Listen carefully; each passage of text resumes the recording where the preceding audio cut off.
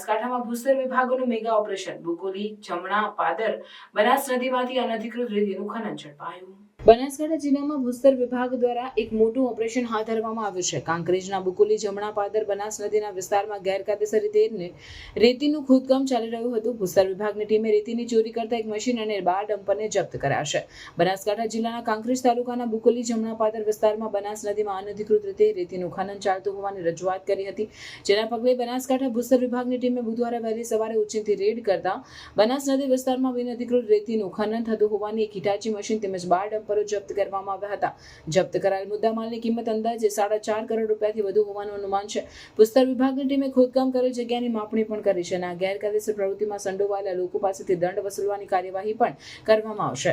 બનાસકાંઠા ભૂસ્તર શાસ્ત્રી ગુરુપ્રીતસિંહ સારસ્વાએ જણાવ્યું કે આ ઓપરેશન ગેરકાયદેસર ખનન પ્રવૃત્તિઓ પર લગામ લગાવવાના ભાગરૂપે હાથ ધરવામાં આવ્યું છે।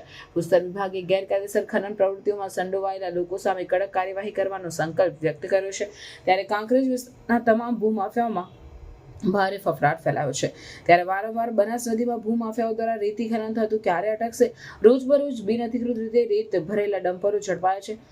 ભૂમાફિયામાં કોઈ જાતનો ડર ના હોય તે રીતે ખનન ચાલતું જ રહે છે। ત્યારે હજુ પણ પોલીસ મામલતદાર સહિત ખાણ ખનિજ વિભાગને વધુ જાગૃત થવાની જરૂર છે અને પાટણ અને બનાસકાંઠા જિલ્લા વિસ્તારમાં ચેકપોસ્ટ વધુ બનાવવાની જરૂર જોવા મળી રહી છે।